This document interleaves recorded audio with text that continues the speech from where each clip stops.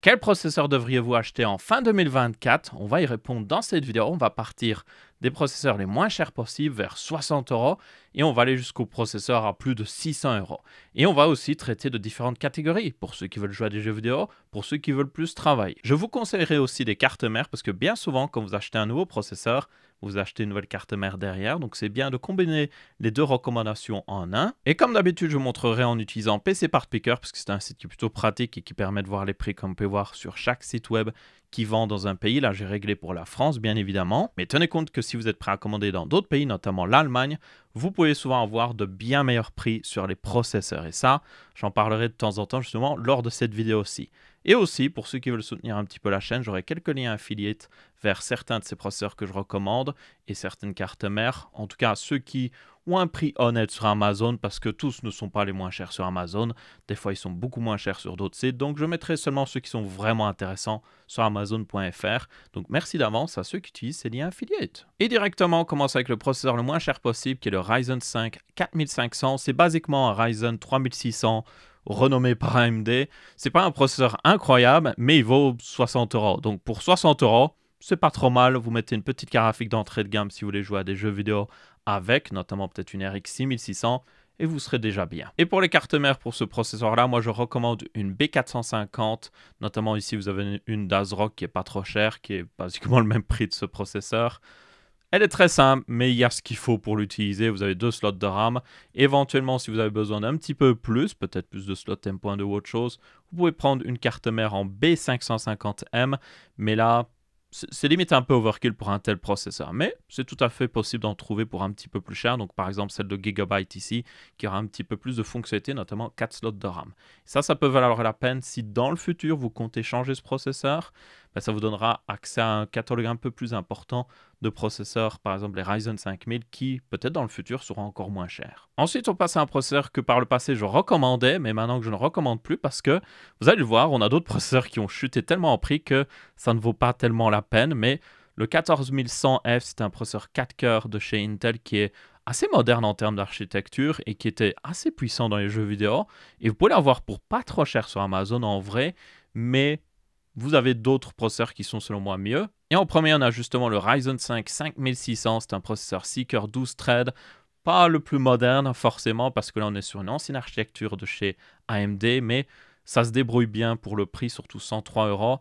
Et pour les jeux ou même un petit peu des tâches professionnelles, ça fera l'affaire. Et vous couplez à ça une carte mère en B550M pas trop chère. Alors je recommande ici, vous pourriez prendre des cartes mères en B450M pour économiser. Sauf que sur ces cartes mères là, le slot PCI Express est limité à du PCI Express 3.0. Ce qui pourrait limiter certaines cartes graphiques, notamment les 4060. Elles ont souvent un slot x8. Donc si vous le faites fonctionner en PCI Express 3.0, ben voilà, ça va encore plus sacrifier les performances. Déjà que ce n'était pas une carte incroyable, vous allez encore en perdre un petit peu plus derrière. Donc, prenez absolument une carte mère en B550M. Vous n'avez pas besoin de prendre une carte mère incroyable.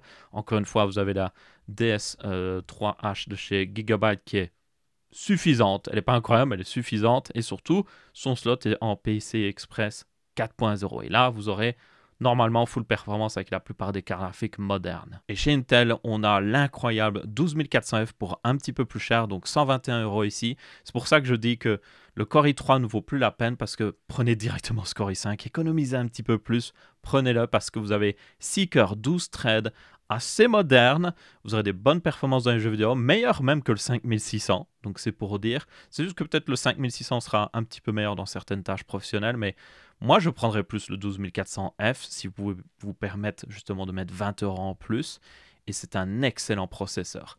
Vous couplez à ça une carte mère pas trop chère, alors vous pourriez prendre des cartes mères vraiment pas chères chez Intel, mais moi ce que je conseille c'est quand même prendre une carte mère en B760 ou B660, pas des cartes mères en H610 parce que là elles ont vraiment le strict minimum de fonctionnalités. Et comme vous pouvez voir, vous pouvez trouver des B650 et B760 à peu près au même prix. Et là par exemple on a une option d'ASRock pour 90 euros. Une carte mère plutôt simple, c'est même une version blanche qui est assez rare à ce genre de prix. Donc ma foi, si vous voulez faire une config toute blanche, c'est tout à fait possible. Mais il y a pas mal d'options d'autres marques. Vous avez des Asus Prime, d'autres cartes mères de chez ASRock. Vers une centaine d'euros, vous devrez avoir quelques options. C'est un peu plus cher que du coup le combo AMD avec leur carte mère à eux.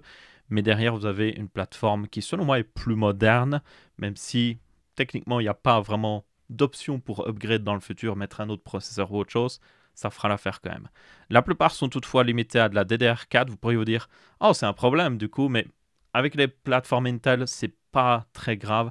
Prenez de la bonne DDR4 et vous serez déjà très bien. Ensuite, vous avez un peu plus de budget, que vous jouez à des jeux vidéo, mais que vous faites aussi des tâches professionnelles à côté, notamment peut-être du rendu 3D, je sais pas moi, de l'édition vidéo et tout ça. Vous voulez un petit peu plus de puissance multicœur. Vous avez le Ryzen 5800X qui maintenant est vraiment pas cher chez Amazon. Il est à 167 €. Je regarde aussi, il est même vendu par Amazon directement. Donc là, c'est sûr et certain que vous n'avez pas de problème.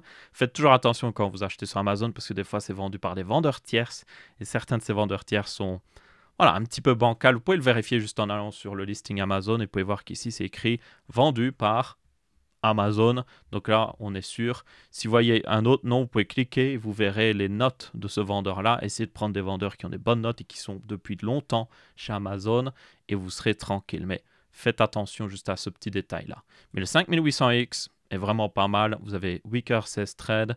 C'est pas le meilleur pour les jeux vidéo. C'est pour ça que je dis c'est plus pour quelqu'un qui voudrait vraiment une plateforme pour travailler ici, mais il fera très bien le taf. Et vous pouvez le combiner à nouveau avec une carte mère en B550, peut-être une un peu plus grosse ici parce que les cartes mères de base, notamment la DS3H, n'a pas un étage VRM des plus impressionnants. Après, ça fera l'affaire quand même, surtout si vous avez un boîtier bien ventilé, c'est pas hyper grave non plus, mais n'hésitez pas à peut-être mettre un petit peu plus vers un modèle aussi, peut-être avec du Wi-Fi ou autre chose si vous en avez besoin. Si toutefois votre intérêt principal c'est surtout jouer aux jeux vidéo et que vous avez à peu près le même budget, un autre processeur intéressant ce serait le 7500F d'AMD. L'avantage c'est qu'il vous donne accès à une nouvelle plateforme AMD plus moderne, notamment le socket AM5 qui, en toute logique, selon AMD, devrait durer jusqu'à 2027. Donc on devrait avoir de nouveaux processeurs qui vont continuer d'arriver. Donc ça vous donne un investissement plus intéressant. Mais ça reste un investissement. Les cartes mères coûteront plus cher qu'avec le socket AM4 et aussi ce qu'on a chez Intel avec le 12400F. Donc tenez-en compte. Mais le 7500F, alors c'est un peu un processeur compliqué à trouver en France, mais vous pouvez le trouver en Allemagne assez facilement, bien souvent, et pour pas trop cher. Par contre, vous pouvez voir qu'en France, c'est vite 185 €. Et à ce moment-là, vous pouvez juste prendre un Ryzen 7600. Parce que le 7500F n'a pas de partie graphique intégrée, ce qui n'est pas très grave, mais il a une fréquence plus basse que le 7600. Donc, s'il est au même prix qu'un 7600, prenez juste le 7600, ça semble logique.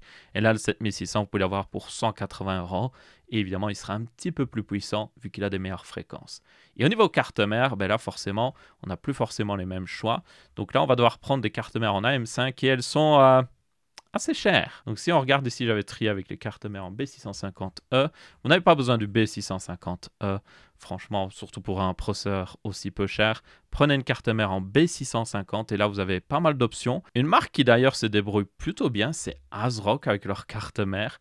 J'ai vu pas mal de tests justement de carte mère ASRock avec un socket AM5 et visiblement, ils ont fait beaucoup d'efforts, notamment sur les VRM. Donc ça, c'est une bonne chose à voir. Donc c'est des cartes mères qui sont pas trop mal. Vous avez aussi d'autres options. Apparemment ici, vous avez une MSI à 120 € qui est pas trop mal. Ok. Est-ce qu'elle a tout ce qu'il vous faut? Éventuellement, alors prenez-la. Mais j'ai vu en tout cas pas mal de tests sur les ASRock et elles étaient vraiment pas mal. Notamment la PG Lightning qui n'a aucun... Il n'y a aucun avis sur le site ici PC par Picker, mais celle-là en particulier a des très bons VRM. Donc je la recommande si vous pouvez vous permettre de mettre un petit peu plus de budget. Une marque qui est un peu moins bon d'ailleurs sur AMD avec la M5 pour le moment. Il faudra voir avec les nouvelles cartes mères qui arriveront dans le futur, mais c'est Gigabyte. C'est un petit peu... Il y en a qui sont bonnes et puis il y en a d'autres qui sont un peu moins bonnes. Donc moi personnellement, je m'orienterais vers d'autres marques. Vous avez aussi Asus, mais Asus coûte plus cher bien souvent. Les Prime sont un petit peu bof, mais dès que vous passez au Strix et au TUF notamment, elles sont bonnes, mais elles coûtent plus cher. Donc moi, si vous visez plutôt du premier prix, ce sera plus ASRock ou MSI. Ensuite, une alternative qui pourrait être vraiment sympa, c'est le 12600KF. Pourquoi? Parce que c'est un processeur assez puissant. Déjà, quand il était sorti, il était pas mal. Il a 10 cœurs au total, donc 6 cœurs haute performance, 4 cœurs haute efficacité énergétique. Donc en multicœur, il est assez puissant. Donc même dans des programmes comme notamment la suite Adobe, il sera vraiment pas mal. Intel a souvent un avantage dans la suite Adobe. Il est bon aussi dans les jeux vidéo. Peut-être pas aussi bon que certains processeurs qu'on va voir pour à peu près le même prix, mais il se débrouille plutôt pas mal. Et un autre avantage, c'est que comme le socket LGA 1700 d'Intel est maintenant mort en quelque sorte parce qu'ils sont passés à un nouveau socket, peut-être que vous pourriez récupérer des cartes mères pour vraiment pas cher d'occasion ou même des fonds de stock qui sont vendus lors du Black Friday. Un processeur qui est meilleur pour les jeux vidéo pour à peu près le même prix, c'est 213 € ici, mais qui sera moins bon dans les tâches professionnelles que le 12600K, c'est le 5700X 3D. C'est une version un petit peu moins chère que le 5800X 3D qui était excellent à l'époque et il est pratiquement aussi bon que le 5800X 3D, sauf qu'il coûte moins cher, donc c'est pas trop mal. Vous avez Weaker 16 thread et surtout le cache X3D qui améliore les performances dans les jeux vidéo. Vous le couplez avec une carte mère en B550, encore une fois, évitez les cartes mères en B450 parce qu'elles n'ont pas le PCI Express 4.0, c'est très important, surtout si vous voulez jouer à des jeux vidéo ici, c'est un petit peu le but de ce processeur, et franchement, vous serez pas trop mal. Mais tenez compte évidemment que c'est sur une plateforme qui est techniquement morte, la M4. Si vous achetez ce processeur avec une carte mère, dans le futur, vous devrez certainement changer la carte mère si vous changez de processeur. Une autre alternative qui a pas mal baissé en prix dû aux problèmes notamment qu'a eu Intel, c'est le 14600K qui est vendu 250 €. Et là, vous avez une assez bonne upgrade par rapport au 12600K, déjà une architecture plus moderne. Et puis on passe à 14 cœurs au total, donc notamment 6 cœurs haute performance, 8 cœurs haute efficacité énergétique. Donc là, c'est un monstre de puissance multitâche qui reste très bon dans les jeux vidéo. Donc pour les personnes qui travaillent sur leur PC en plus de jouer, ça pourrait être une bonne alternative. Tenez compte toutefois que c'est un processeur qui consomme pas mal et qui chauffe pas mal, donc il faudra avoir un bon refroidissement derrière.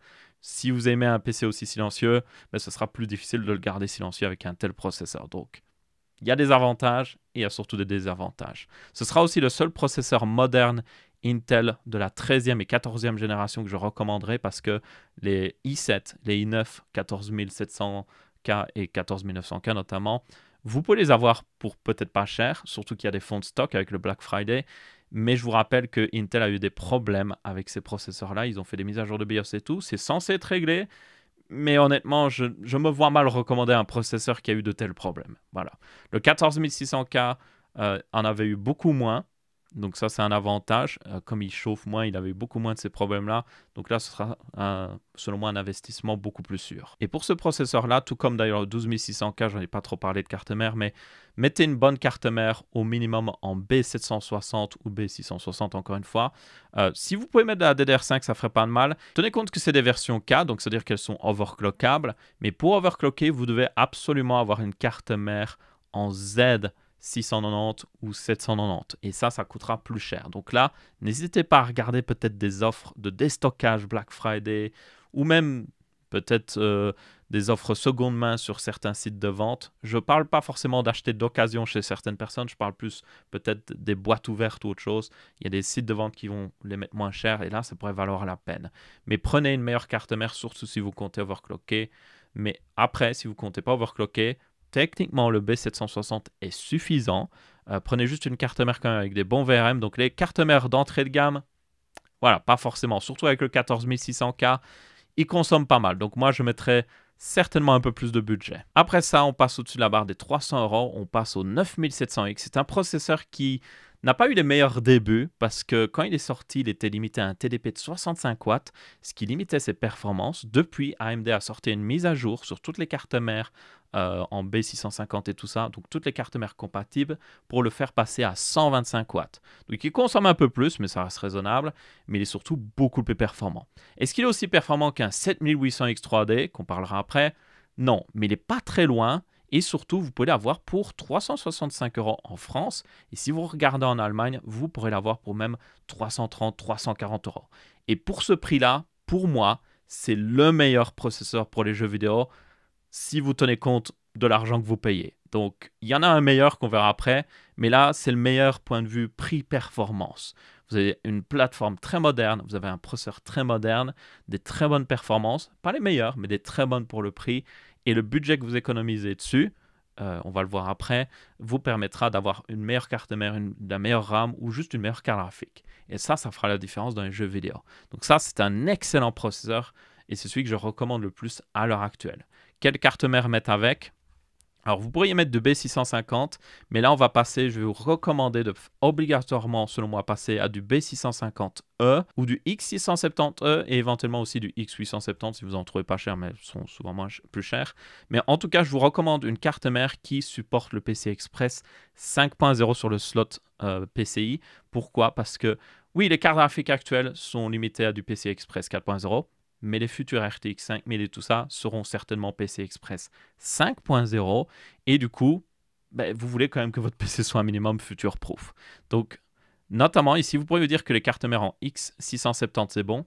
Elles n'ont pas le support toujours du PCI Express 5.0 sur le slot principal. Donc, faites attention, il faut vraiment prendre une carte mère avec le E ou les nouvelles cartes mères en X870 qui, elles, le supportent. Donc là, la moins chère qu'on pourrait trouver si on regarde au niveau prix, ça va vite monter. Hein. C'est le problème un peu avec la plateforme AMD. Si vous voulez du PCI Express 5.0, voilà, c'est 218 € ici avec une Gigabyte Ice qui, il me semble, j'avais vu, n'était pas la meilleure au niveau des VRM. Donc peut-être que ça vaut la peine de peut-être passer à la Strix en B650E F Gaming. Elle a même le Wi-Fi. Là, vous avez une très bonne carte mère, franchement. Mais ça reste un investissement. C'est un petit peu le problème justement de cette plateforme-là, selon moi. Ça reste encore un petit peu cher. Si on avait des cartes mères à 150 €, là, je dirais nickel. Mais là, c'est un petit peu cher. Mais vous aurez l'un des meilleurs PC pour les jeux vidéo derrière avec ce combo processeur carte mère, selon moi. Donc, ça vaut largement la peine d'investir. Une alternative maintenant pour ceux qui veulent travailler un petit peu avec leur PC, mais toujours avoir des bonnes performances dans les jeux vidéo, vous avez le Ryzen 9 7900. Donc lui, il a 12 cœurs, 24 threads, donc il sera plus performant dans les tâches professionnelles, même si techniquement les Ryzen 9000 sont censés aussi avoir pas mal d'améliorations, tenez-en compte, mais c'est juste que sous Windows, c'est un petit peu bancal. Mais le 7900 sera souvent bien plus performant et il reste assez bon pour les jeux vidéo. Et un autre avantage qu'il a, peut-être pour certaines personnes, ça pourrait être intéressant, c'est qu'il est très efficace au niveau énergétique, genre vraiment très efficace au niveau énergétique. Il consomme à peine 70-80 watts en pleine charge. Vous pouvez le mettre dans un PC mini ITX, vous serez hyper bien. Donc ça, c'est un très bon processeur pour ce genre de cas d'utilisation. Mais si vous voulez jouer à des jeux vidéo, même si vous... Il y en a qui vont être en mode, oui, mais moi, je fais un peu de streaming ou je travaille, je fais un peu d'édition photo, autre chose. Non, si vous n'êtes pas professionnel, si vous ne gagnez pas de l'argent avec votre PC, le 9700X sera largement suffisant. Il est très performant dans des programmes professionnels aussi. C'est juste pour quelqu'un qui a vraiment besoin de ces cœurs en plus, il le sait qu'il en a besoin, le 7900 pourrait être une bonne alternative. Et il est à peu près vendu au même prix, comme vous pouvez voir, vers 350-360 €. Ensuite, on a le bon vieux 7800X 3D qui était l'ancien meilleur processeur pour les jeux vidéo. Il a été détrôné par le 9800X 3D qu'on va voir après. Et surtout, avec l'arrivée des Ryzen 9000, malheureusement, il a énormément augmenté en prix. Moi, je me souviens, j'ai pu en acheter notamment un à 360 €, même en dessous de ça, parce que je ne paye pas la TVA. Et du coup, c'était une offre qui était juste incroyable pour le prix. Donc, en vrai, on a des meilleurs processeurs maintenant, mais avec la sortie des Ryzen 9000, en quelque sorte, les prix sont devenus moins bons. Vous en avez moins pour votre argent. Alors oui, le 9700X reste très bon, mais le 7800X 3D, dans pas mal de cas, sera toujours plus performant dans les jeux vidéo. Un peu moins dans les tâches professionnelles, toutefois. Tenez-en compte. Là, c'est vraiment un processeur pour les jeux vidéo. Mais maintenant qu'il est vendu 500 €, franchement, moi, je le dis, non. Vous allez voir beaucoup de vidéos qui vont le recommander, mais c'est des vidéos qui datent de quand il était à un prix plus raisonnable. Maintenant qu'il est à 500 € et surtout avec le 9800X 3D qu'on va voir après, qui existe un petit peu plus cher, moi, j'ignorerais juste ce processeur. Peut-être que dans le futur, il va rebaisser en prix, ce serait bien, mais à l'heure actuelle, il n'en vaut vraiment pas la peine. À part s'il est à peine plus cher qu'un 9700X, peut-être genre 40-50 € en plus qu'un 9700X, pour moi, il est juste à éviter. Et surtout, si vous voulez faire un petit peu de travail avec votre PC, le 9700X reste meilleur. Et puis maintenant, on en arrive au nouveau meilleur processeur pour les jeux vidéo, le 9800X 3D. Il est juste imbattable.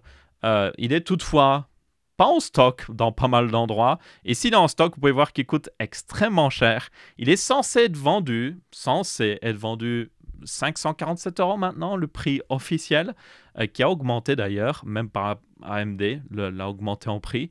Mais si vous pouvez le trouver vers le prix officiel, donc je dirais en dessous de 600 €, c'est une offre qui reste, on va dire, acceptable.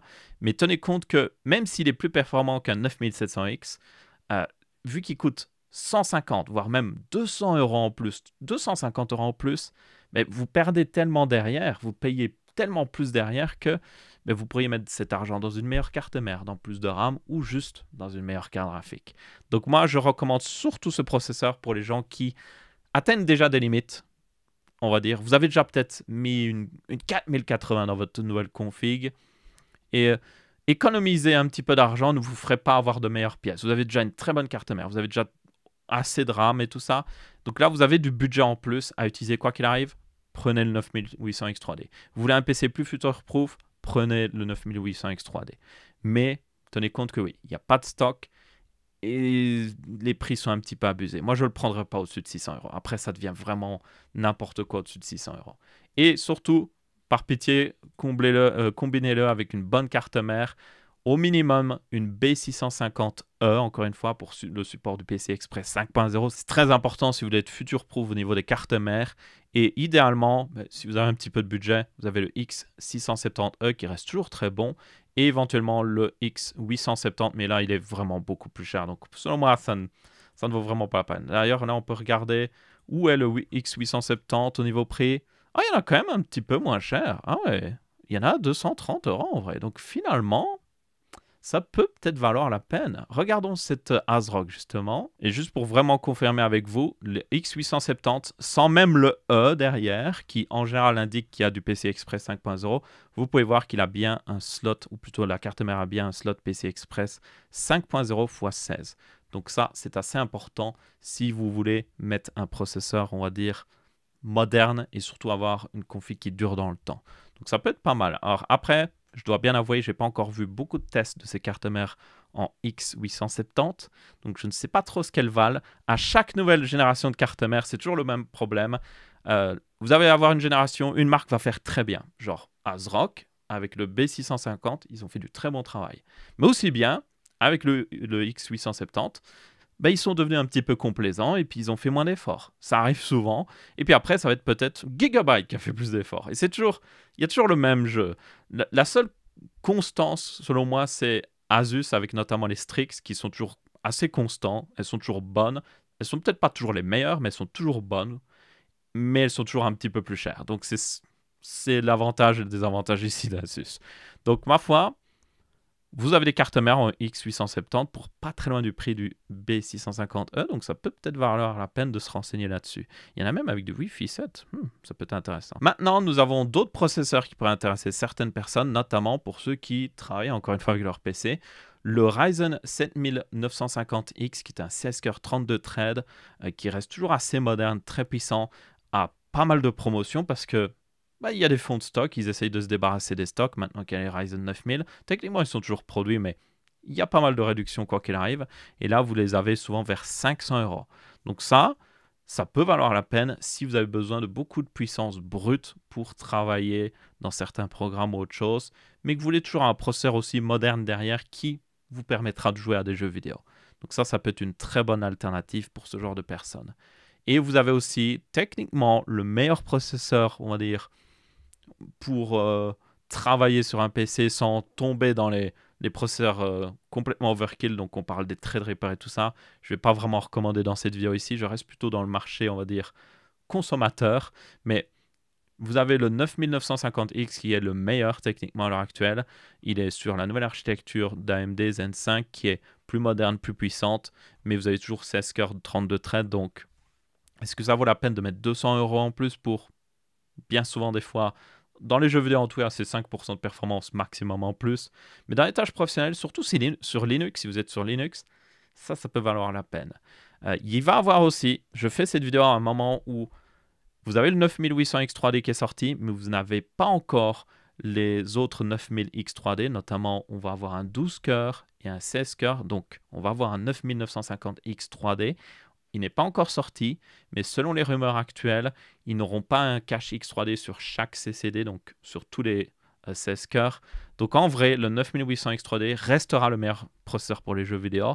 Et ce 9950 X3D sera une bonne alternative. Il sera toujours bon dans les jeux vidéo, mais il sera toujours très puissant dans les tâches professionnelles. Donc il pourrait valoir la peine. mais il devrait seulement sortir en janvier.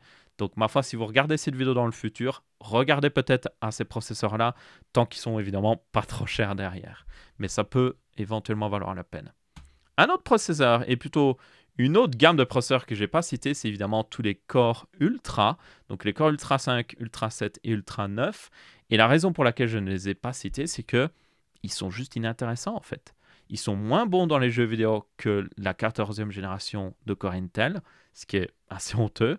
Ils sont moins bons que du coup AMD. Ils sont plus efficaces au niveau énergétique, mais AMD reste meilleur au niveau efficacité énergétique. Donc, il y a un seul cas d'utilisation pour ce genre de processeur, et notamment le Core Ultra 9. Le seul cas d'utilisation, c'est une personne qui, oui, joue à des jeux vidéo, mais ce n'est pas le plus important pour lui. Il est prêt à sacrifier un peu de performance dans les jeux vidéo pour avoir plus de performance dans des applications professionnelles, parce que ce Core Ultra 9, techniquement, un endroit où il est très bon, c'est dans la suite Adobe. Adobe reste mieux optimisé pour les processeurs Intel, et notamment ces nouveaux Core Ultra se débrouillent vraiment pas mal dans la suite Adobe. Donc si vous êtes coincé dans la suite Adobe, notamment Premiere Pro et After Effects, c'est techniquement le meilleur processeur que vous pouvez acheter.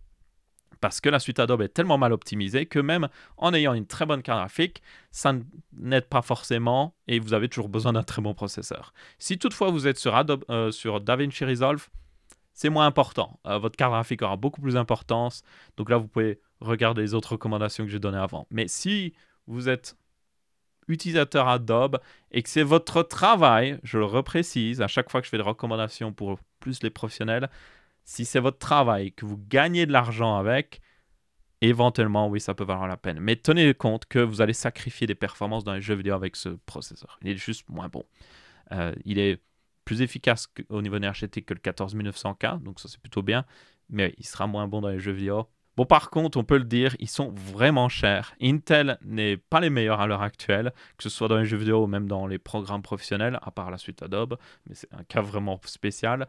Et pourtant, ils vendent leur processeur, leur meilleur processeur, ils le vendent 726 €. Chez Amazon, c'est juste abusé comme prix. Donc, franchement, prenez les autres alternatives que j'ai montrées avant, à part si vraiment vous êtes à fond sur la suite Adobe et qu'il vous faut le meilleur processeur possible, parce qu'Adobe est mal optimisé, éventuellement prenez-le. Et c'est à peu près tout pour ce guide d'achat de processeurs. Je vous rappelle d'aller voir en Allemagne. Bien souvent, vous pourrez avoir des prix un petit peu meilleurs là-bas. Il y aura aussi un petit peu plus de choix, notamment le 7500F est plus facilement trouvable là-bas. Vous avez aussi techniquement le 7600X 3D qui existe en Allemagne sur Mindfactory, mais je ne suis pas sûr qu'il livre en France, mais c'est une alternative qui existe. Mais voilà, commander en Allemagne peut être pas mal. Si toutefois vous voulez commander en France, bien souvent Amazon était dans les moins chers. Donc je mettrai des liens Amazon vers les différents produits que j'ai recommandés ici. Donc, si vous utilisez un de ces liens, tenez compte qu'ils sont affiliés, donc ça permet de soutenir la chaîne. Merci à vous.